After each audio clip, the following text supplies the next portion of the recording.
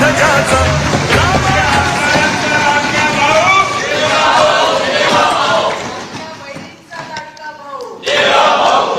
हिंदवी स्वराज्याचे सरसंस्थापक छत्रपती शिवरायांना मानाचा मुजरा करतो। भारतीय राज्यघटनेचे शिल्पकार भारतरत्न डॉक्टर बाबासाहेब आंबेडकर यांना मानवंदना अर्पित करतो। आज आपली सगळी प्रक्रिया पार पाडण्याकरता या ठिकाणी उपस्थित झालेले गुजरातचे माजी मुख्यमंत्री आदरणीय रुपाणीजी, त्यांच्यासोबत आलेल्या भारताच्या वित्तमंत्री आदरणीय निर्मलाताई सीतारामनजी, आपले अध्यक्ष चंद्रशेखर बावनकुळेजी, माननीय विनोद तावडेजी, माननीय शिवप्रकाशजी, मंचावर उपस्थित असलेले सन्माननीय आशिष शेलारजी, प्रवीण दरेकरजी, या ठिकाणी आपल्या सहयोगी पक्षाचे जनसुराज्याचे विनय कोरेजी, त्याचप्रमाणे युवा स्वाभिमानचे रवी राणाजी, रासपचे रत्नाकर गुट्टेजी, आपल्याला ज्यांनी समर्थन दिलं ते एकमेव अपक्ष आमदार शिवाजी पाटील, भारतीय जनता पक्षाचे विधानमंडळातील माझे सर्व ज्येष्ठ सहकारी, कोर कमिटीचे सर्व सदस्य, माझ्या सर्व भगिनी आणि बंधूंनो, सर्वप्रथम आपल्या सर्वांचे मी आभार मानतो की आपण एकमताने या ठिकाणी विधिमंडळ गटाचा नेता म्हणून माझी निवड केली आणि ही निवड प्रक्रिया करण्याकरता या ठिकाणी आलेले माननीय रुपाणीजी आणि माननीय निर्मला सीतारामनजी यांचे देखील अतिशय मनापासून मी आभार मानतो। खरं म्हणजे आपल्या सर्वांना याची कल्पना आहे की यावेळची निवडणूक एक अतिशय ऐतिहासिक अशा प्रकारची निवडणूक राहिली आहे आणि या निवडणुकीचं विश्लेषण करायचं झालं तर मी असं म्हणेन की या निवडणुकीने एक गोष्ट आपल्यासमोर निश्चितपणे ठेवली आहे, ती म्हणजे एक है तो सेफ है आणि मोदी है तो मुमकिन है। मोदीजींच्या नेतृत्वामध्ये देशामध्ये विजयाची मालिका ही लोकसभेनंतर पुन्हा एकदा हरियाणापासून सुरू झाली आणि महाराष्ट्राने जे मॅन्डेट या ठिकाणी आपल्याला दिलेलं आहे, खरं म्हणजे महाराष्ट्राच्या जनतेला मी साष्टांग दंडवत घालतो, अशा प्रकारचं मॅन्डेट महाराष्ट्राच्या जनतेने आपल्याला दिलेलं आहे। विशेषतः या संपूर्ण प्रक्रियेमध्ये आपल्यासोबत पूर्णपणे तनमनाने या ठिकाणी असलेले महाराष्ट्राचे मुख्यमंत्री माननीय एकनाथराव शिंदेजी आणि महाराष्ट्राचे उपमुख्यमंत्री सन्माननीय अजितदादा पवारजी यांचे देखील मी अतिशय मनापासून आभार मानतो आणि तद्वतच आमचे आरपीआयचे नेते रामदास आठवलेजी आणि आमच्या सगळ्या मित्रपक्षांचे देखील मनापासून आभार मानतो। खरं म्हणजे अतिशय महत्त्वाचं अशा प्रकारचे वर्ष आहे। एकीकडे आपण सगळे लोक ज्या प्रक्रियेतनं निवडून येतो ती प्रक्रिया ज्या संविधानाने आपल्याला दिली, भारतरत्न डॉक्टर बाबासाहेब आंबेडकरांनी तयार केलेलं आमचे संविधान, या संविधानाची 75 वर्ष पूर्ण होत आहेत आणि म्हणून सर्वार्थानं एक अत्यंत महत्त्वाचं अशा प्रकारचे वर्ष आहे। कारण आपल्याला कल्पना आहे की देशाचे प्रधानमंत्री माननीय मोदीजी हे देखील नेहमी सांगतात की कुठल्याही ग्रंथापेक्षा, धर्मग्रंथापेक्षा माझ्याकरता भारताचं संविधान सगळ्यात महत्त्वाचं आहे. आणि एक असं संविधान की ज्या संविधानाने प्रत्येक भारतीयाला जगण्याचा, मोठं होण्याचा, समृद्ध होण्याचा अधिकार दिला आणि भारताला जगातले एक उत्तम राष्ट्र म्हणून प्रस्थापित करण्याचं काम केलं. अशा या संविधानाच्या 75 वर्ष पूर्ण होणाऱ्या अमृत महोत्सवी वर्षात पुन्हा एकदा या ठिकाणी आपण सरकार स्थापन करतोय.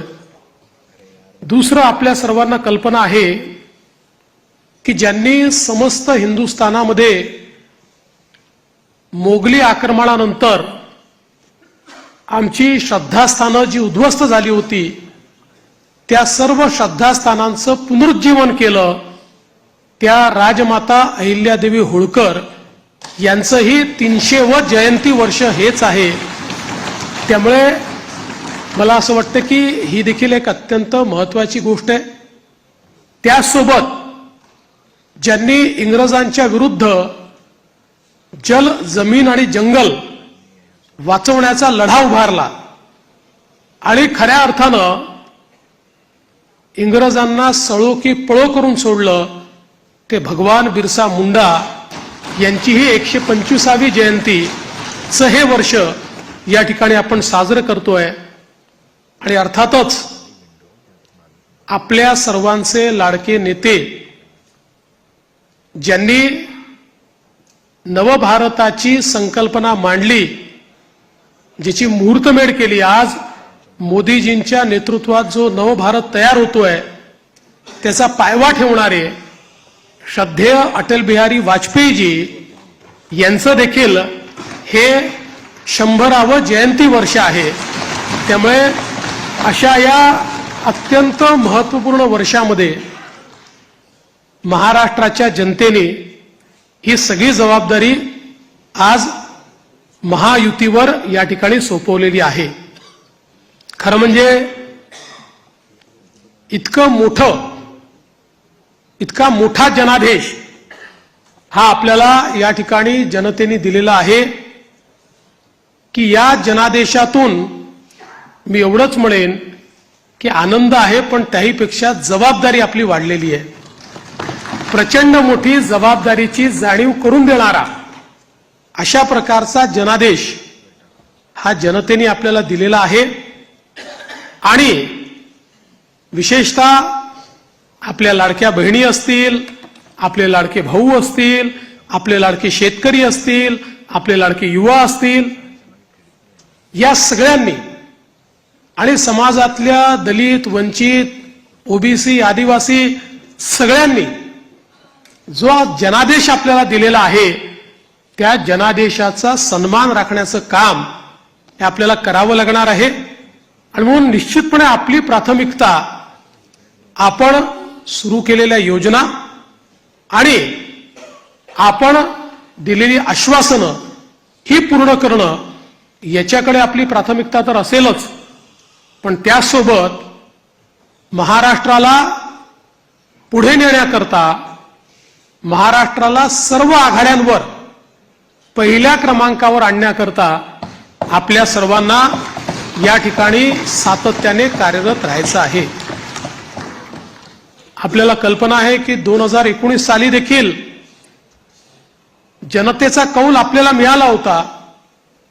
दुर्दैवाने जनतेचा जो कौल होता तो हिसकावून घेण्यात आला आणि जनतेसोबत एक प्रकारे बेईमानी त्या काळामध्ये झाली. मी काही त्या इतिहासामध्ये जाऊ इच्छित नाही, एक नवीन सुरुवात आपण करतोय, पण या गोष्टीचा निश्चित उल्लेख करेन की सुरुवातीच्या 2.5 वर्षामध्ये ज्या प्रकारे वेगवेगळ्या पद्धतीनं आपल्याला त्रास देण्यात आला, आपल्या आमदारांना त्रास देण्यात आला, नेत्यांना त्रास देण्यात आला, अशाही परिस्थितीमध्ये मला या गोष्टीचा अभिमान आहे की 2.5 वर्षात एकही आमदार आपल्याला सोडून गेला नाही.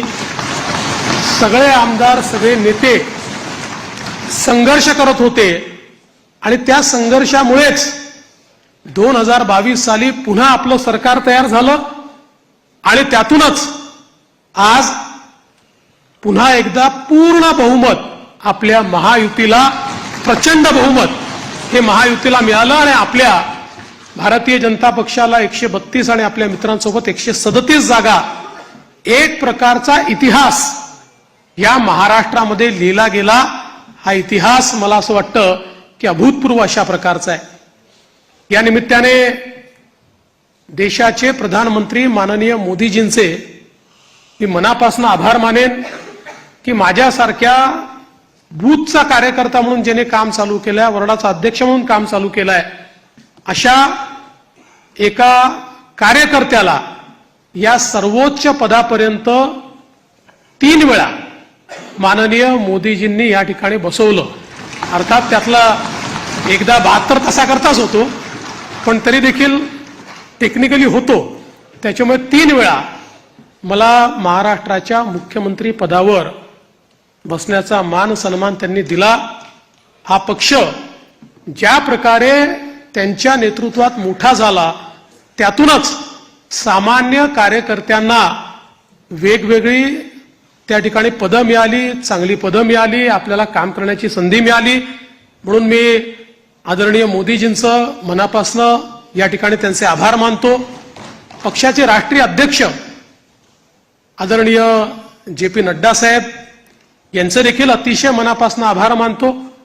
आणि त्याचसोबत ज्यांनी या संपूर्ण निवडणुकीमध्ये अतिशय ताकदीनं महाराष्ट्रामध्ये आपल्यासोबत तळ ठोकून कार्यकर्त्यांमध्ये ऊर्जा निर्माण केली आणि या निवडणुकीत अत्यंत ताकद आपल्या सर्वांना दिली, ते देशाचे गृहमंत्री माननीय अमितभाई शहा यांचे देखील आभार मानतो. आणि भारतीय जनता पक्षाचं जे शीर्षस्थ नेतृत्व आहे त्या सगळ्या नेत्यांचे या ठिकाणी अतिशय मनापासून मी आभार मानतो. आणि विशेषतः वेगवेगळे राज्यातल्या ज्या कार्यकर्त्यांनी, नेत्यांनी आपल्याला मदत केली त्यांचे देखील मी अतिशय मनापासून आभार मानतो. महाराष्ट्रातली सगळी टीम तर आपले प्रदेशाध्यक्ष बावनकुळेजी यांच्या नेतृत्वात महाराष्ट्र भाजप हा पूर्ण ताकदीने या ठिकाणी मैदानामध्ये होता आणि त्यामुळेच हा विजय आपल्याला या ठिकाणी मिळालेला आहे. त्याबद्दल भारतीय जनता पक्ष महाराष्ट्राच्या संपूर्ण टीमचं मी मनापासून अभिनंदन करतो, आभार मानतो. आणि अर्थातच तुम्ही सगळे लोक आहात म्हणून मी इथे आहे. तुम्ही नसतात तर मी इथे नसतो. त्याच्यामुळे तुमचे सगळ्यांचे मनपूर्वक आभार मानत असताना पुढची वाट ही आपल्याला अपेक्षा पूर्ण करण्याकरता संघर्षाची आहे. आपल्याला अपेक्षा पूर्ण करायच्या आहेत. त्यामुळे आपल्याला सगळ्यांना आपलं महायुतीचं सरकार आहे, या सरकारमध्ये एक दिलाने आपल्या सगळ्या मित्रांना सोबत घेऊन आणि प्रसंगी जेव्हा इतकं मोठं मॅन्डेट असतं त्यावेळी सगळ्या गोष्टी सगळ्यांच्या मनाच्या आपल्याला पूर्ण करता येत नाहीत. पण आपण एक लार्जर, एक मोठा अशा प्रकारचा विचार घेऊन, एक लार्जर गोल घेऊन आपण राजकारणामध्ये आलेलो आहोत. केवळ पदांकरता, केवळ आपल्याला कोणीतरी मोठं करावं याकरता आपण राजकारणात आलेले नाही आहोत. त्यामुळे मला या गोष्टीची पूर्ण अपेक्षा आहे की येत्या काळामध्ये 4 गोष्टी आपल्या मनाप्रमाणे होतील तर 4 गोष्टी मनाविरुद्ध देखील होतील. पण तरी देखील एका लार्जर इंटरेस्टमध्ये आपण सगळे एकत्रितपणे काम करू आणि आपली शक्ती काय आहे ही शक्ती निश्चितपणे या ठिकाणी आपण दाखवून देऊ. आज या निमित्ताने पुन्हा एकदा आपल्या सगळ्यांचे आभार मानत असताना महाराष्ट्रातल्या दीन, दलित, गोर, गरीब, आदिवासी, शेतकरी, शेतमजूर, महिला, ओबीसी, अल्पसंख्याक सगळ्या समाजाला या ठिकाणी मी आश्वस्त करू इच्छितो की महाराष्ट्राच्या सर्वांगीण उन्नतीकरता, महाराष्ट्राच्या प्रगतीकरता 24 तास आमचं सरकार काम करेल आणि महाराष्ट्रातल्या सामान्य माणसाच्या आशा, आकांक्षा, अपेक्षा या निश्चितपणे पूर्ण करण्याचं काम आम्ही करू.